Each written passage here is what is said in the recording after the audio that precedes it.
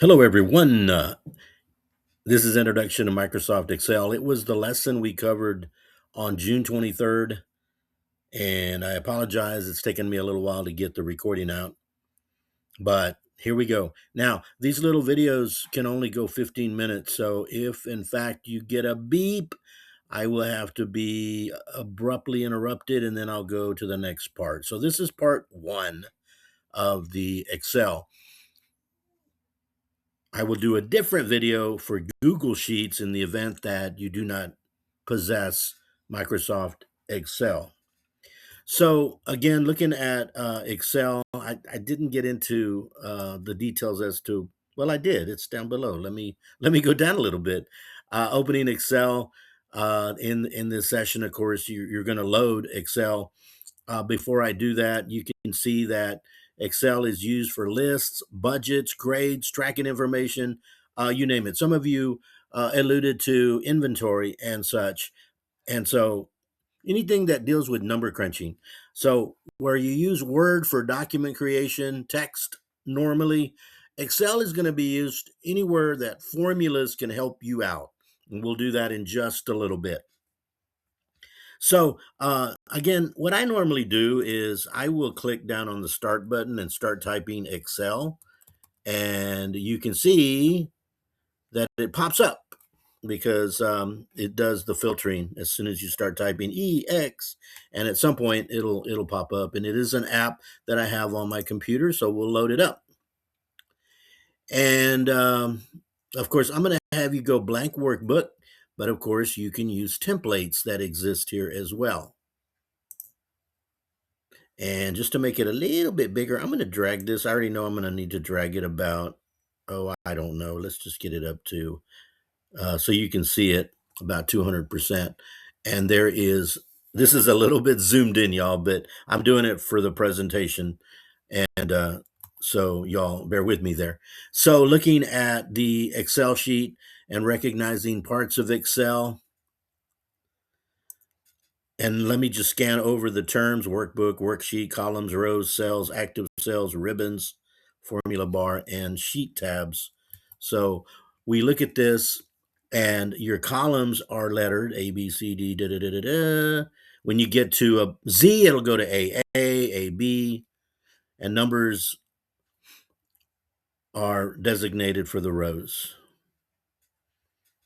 You have, of course, your standard menu bar up here. I believe the terminology in my notes says formula bar, but that's the menu bar. I take that back. But in this is the menu bar that changes depending upon the menu option. Kind of going through this real quick. You guys can pause at any time. Depending upon the menu, you will have, like when I go to formulas, you can see all of the little options. That's why Microsoft Excel, obviously more capabilities than Google Sheets, but you pay for it through a Microsoft subscription, and you get Office and a lot of the apps, depending on what version of the subscription you get. Down here at the bottom are sheets.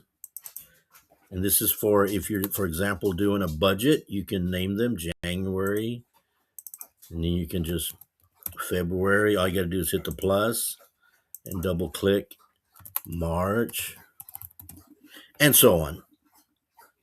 So you're able to see the entire workbook, and then you have sheets or worksheets inside the workbook. Workbook, worksheet. Again, we looked at the letters are the columns, the numbers are the rows.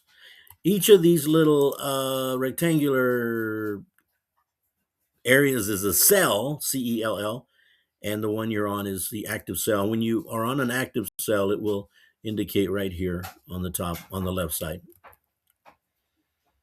Again, we looked at ribbons, the formula bar, and then the sheet tabs. So very quickly, understanding the Excel screen. The activity here, and you guys would just go in, whether you're in Google Sheets or in Microsoft Excel, kind of the same thing. Just click on.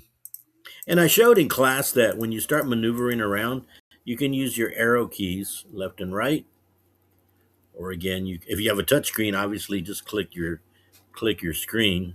But if you don't have a touchscreen, then you can use your mouse, or you can use your down arrow, up arrow, left arrow, right arrow. So entering data, and I have some data for you right here. We're going to click a cell before typing. We're going to enter text and numbers. We're going to just enter this information. So in class, we had done this, and I'll go ahead and put, I'm going to leave row 1 empty.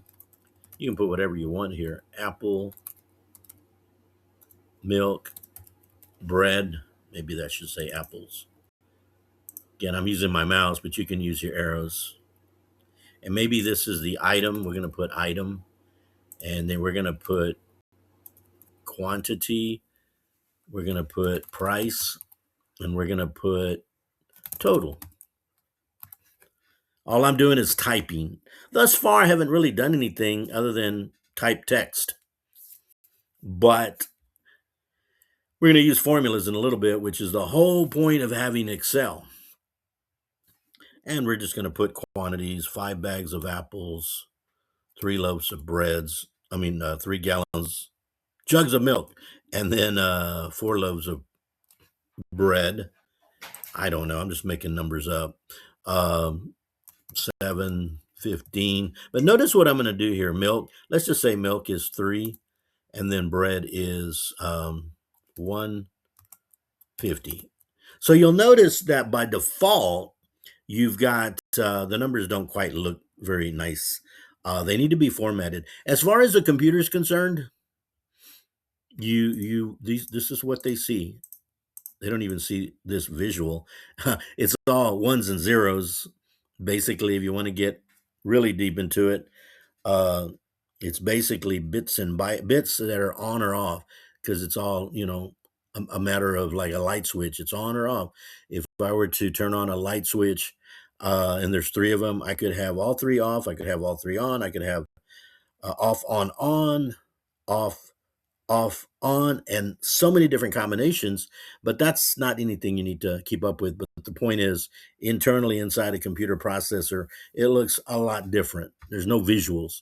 But to a human eye, you want it to look kind of pretty. And I know that I'm going to need, these 2 are going to be currencies. So I'm going to go ahead and select by dragging my mouse. I'm just dragging C and D, and I want to go to the home, and you go look in the formula bar for, and here it is right there. It says $. But if I open this up, uh, it'll tell you English. You can put it in euro and so on and so on. If I hit the $, I now have $. This is going to end up having $signs as well, because I selected these 2. Again, if my video stops, I will continue into the next part, uh, and try to pick up where I left off. And I don't know if you'll hear the beeping. I will hear beeping, telling me my 15 minutes is up. Okay. And you can do this too, by the way. You can select this and do the formatting like boldface. You can center right here. See right there, center. You can do all kinds of things. Normally, numbers are right aligned, and that's why they put them on the right side. And labels like this are centered and then text. Alphanumeric items like are left aligned. Okay, so they kind of know what they're doing. Right here is where I want to do my math, my formula. So I need to multiply 5 times 715. So right here, every formula starts with an equal sign. If I don't put the equal sign, let's suppose I don't put the equal sign. I want to take B2, and I want to multiply it, and you don't use X, you use the asterisk or the star, and I want to multiply it by C2. Now, look what's going to happen when I type in a formula this way. It just thinks it's text. There was nothing that told it it's a formula. So I'm going to go right back up arrow. I'm going to double click, and right in front of the B, you have to force an equal sign. And it even shows you that it's going to multiply B2 times C2. That's how you indicate it. Press the enter key, and that is the number you get. Now, I don't want to have to do this. Like, obviously, I'm going to add some more things. Grapes. I eat a bag of grapes. I love grapes. 5. And notice when I put 5, it automatically put it at 5 because I had formatted these two cells. So what I'm going to do now is do something real cool here. Take my mouse, and right here at the bottom right, there's a little dot, and then it turns into a crosshair, and you can drag down, and it calculated the others. And look, 3 times 3 is 9, 4 times 150 is $6, and one bag of grapes is 5, a total of 5. If I decided to come over here and change this to 5 because I love grapes, I type a 5, I press enter, it automatically does the calculation. What I want y'all to know is these numbers right here, see the number up there, 7.15? Those are static values, and the numbers that are generated by the use of a formula, you see the formula right here, that is, oops, let me escape. That is a dynamic value. The power of Excel is, we don't have to type these numbers in. Based on these, the formula produced that number, which makes it kind of cool. And I wish there was a way. At least I can't see where, if I, how much time I have left, but that's okay. And if I get cut off, and I feel like I've extended as much as I'm going to extend to you guys, we'll leave that at part 1 of 1. But we'll see how far I get. So kind of cool. Now, let's suppose I want to put, and I know people don't always use the word grand total, but I'm going to grand total. And I want my grand total right here. So what I'm going to do, this is cool also, right here, it knows I want to total this column. There is a function right here. It's called a function. A formula is what we enter equals. A function is already predetermined. This is called the sum function right there. It looks like an E. I'm going to hit sum. Boom. Look at that. It wants to sum up all of those cells, and it puts the formula. Now, if you didn't want to use the sum function, you could have yourself typed equal, SUM, and in parentheses, you could put the first cell, like D2, colon D6. Do y'all see what we're doing with the cell reference? D2 is where apples is, and D6 is empty, but I'm leaving it there because I might want to add more items, and I will in a little bit, probably in part 2 here. Okay? I'm going to press enter, and you have a grand total. As I demonstrated in class, let's suppose my wife calls and says, I only need 1 milk. So I'm going to do 1 right here. So my question before I press enter is how many dynamic values will change automatically? Well, this should go to 3, and this should go also change because this is dependent on this cell, and this one is dependent on that cell. So it'll be a ripple effect. Let me press enter and keep an eye on those two numbers as they change. And there they are now, 69.75. When you're buying a car, people do this all the time. The car salesperson is in there entering numbers. What if you were to give 500 down? Your payments would be yada, yada, yada. This is exactly what they're using, Excel. Okay. Now, what if I wanted to add more items?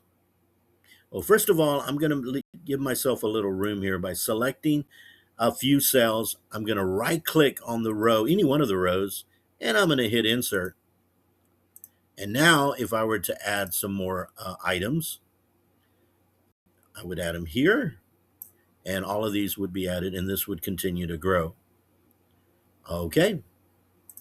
Now, keep in mind, y'all, that computers are awesome and AI is helping a lot and sometimes not. But obviously, it's not logical to put a negative quantity. If I put -6, or maybe, I don't know, 6 bags of apples were returned. Let's put a -6 in there. So you see what happens is you're in